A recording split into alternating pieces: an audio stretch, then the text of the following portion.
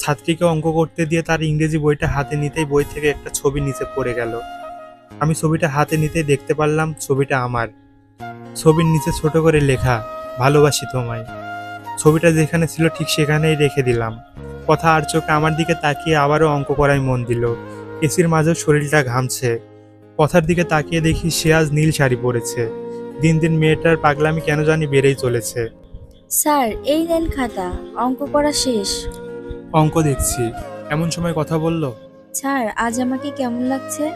ভালো। শুধু ভালো, আর কিছু না? স্যার, আমাকে শাড়িতে কেমন লাগছে? সুন্দর না? অঙ্কে দিন দিন খারাপ করছো তুমি, কিন্তু কেন? স্যার, আপনাকে অঙ্কের কথা বলিনি। স্যার, আমার দিকে তাকান। হুম, কি বলবে বলো। আচ্ছা স্যার, পৃথিবীতে সকল মানুষ সমান, তাই না? হুম, সমান। স্যার, সবাই যদি সমান থাকে, তাহলে ধনী হয়ে গরিবকে কেন ভালোবাসা যায় না? কথা, তোমার না টেস্ট পরীক্ষা? তা কত তারিখ থেকে?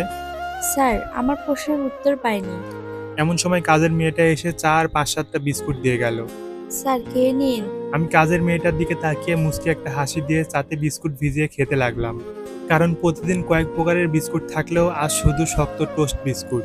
কথার খুব রাগ হচ্ছে, আমার সেদিকে ভ্রুক্ষেপ নেই। আমি চাতে বিস্কুট ভিজিয়ে খেতে লাগলাম। হঠাৎ কথা আমার সামনে থেকে বিস্কুটের প্লেট সরিয়ে নিল। আমি খানিকটা লজ্জা পেয়ে কথার দিকে তাকালাম। মেয়েটা আজ কাজল দিয়েছে, কালো পাড়ের নীল শাড়ি পরেছে, কিন্তু কাজলটুকু তার চোখে ধরে রাখতে পারছে না।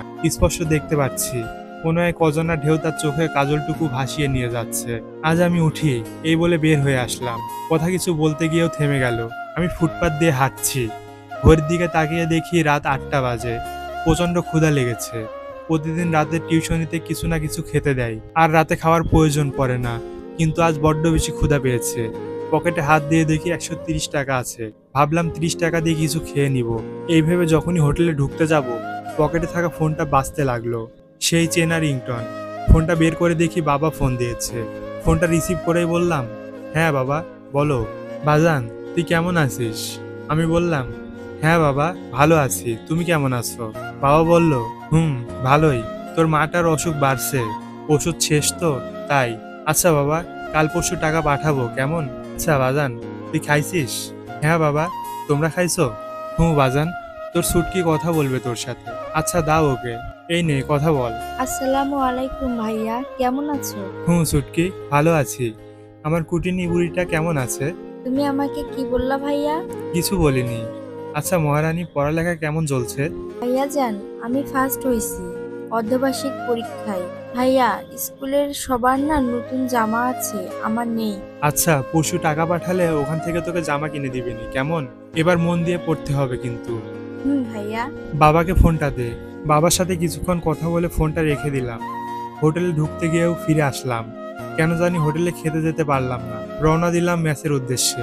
এদিকে কথার কোনোভাবেই ঘুম আসছে না। কল্পনাকে ফোন দিয়ে অনেকগুলো ঝাড়ি দিল, কারণ কল্পনার বুদ্ধিতেই বইয়ের ভিতর ছবি রেখেছিল। কথা জানি স্যারের রাতের খাওয়ার টাকা থাকে না, থাকলেও খায় না বাড়ির কথা ভেবে।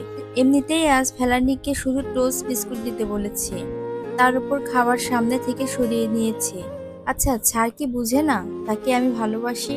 কেন আমাকে বুঝতে চায় না? কথা কিছু ভাবতে পারছে না, বালিশে মুখ লুকিয়ে কাঁদতে লাগে।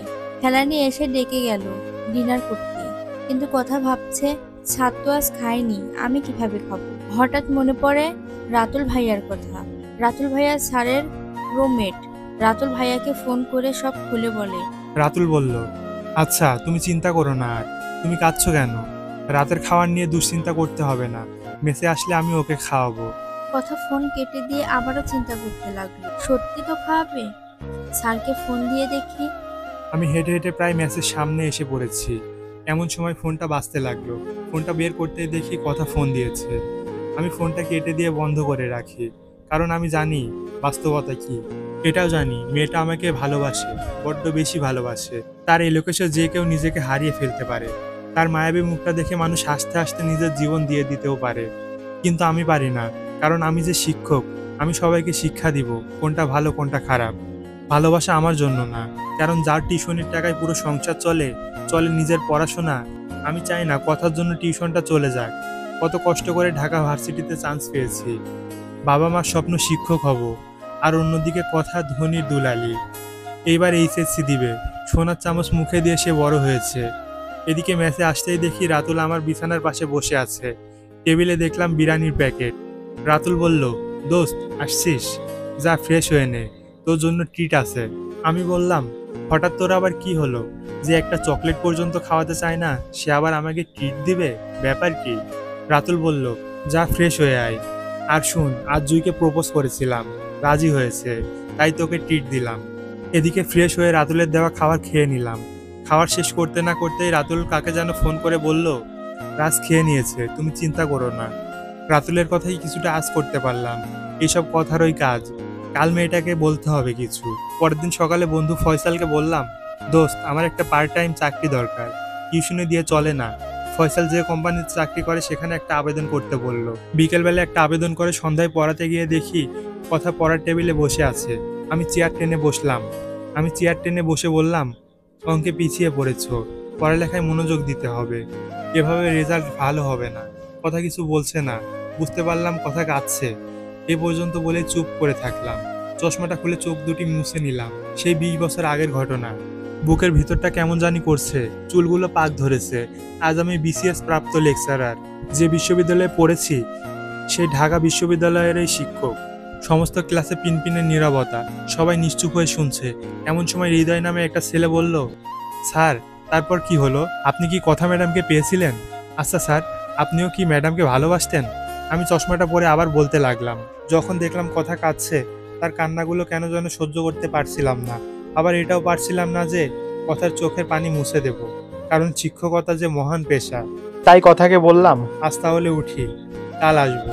না স্যার, যাবেন না।